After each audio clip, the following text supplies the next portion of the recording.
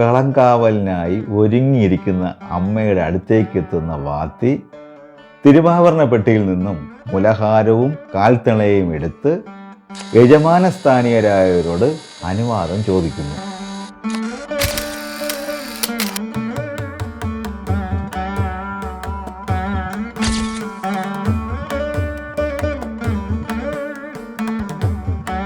ഒരുങ്ങിയിരിക്കുന്ന അമ്മയുടെ പുറകിൽ, തങ്കത്തിരുമുടിയുടെ പുറകിൽ ചെന്നാണ് മുലഹാരവും കാൽത്തളയും വാത്തി അണിയുന്നത്.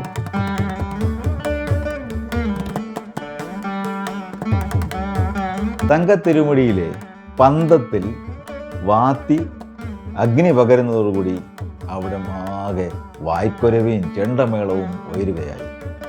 പീഠത്തിൽ നിന്നും ഉയർന്നു നിൽക്കുന്ന അമ്മ ഈ സമയം പീഠത്തിൽ വാത്തി സ്വസ്തിക് വരയ്ക്കുന്നു.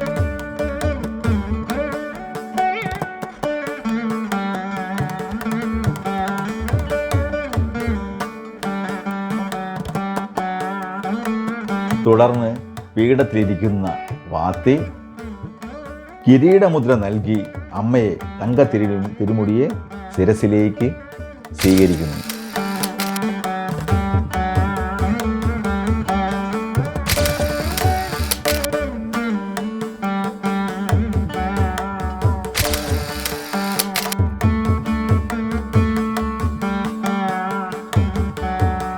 കിരീടമുറപ്പിക്കൽ വളരെ ശ്രമകരമായ ഒരു ചടങ്ങാണ്.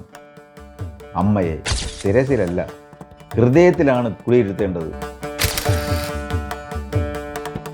ആ കാര്യത്തിൽ ഇപ്പോൾ വെള്ളായണിയിലുള്ള ഇരു വാത്തിമാരുടെയും ഭക്തിയും ഉപാസനയും കഴിവും നമുക്ക് അനുഗ്രഹമായിട്ടുണ്ട്.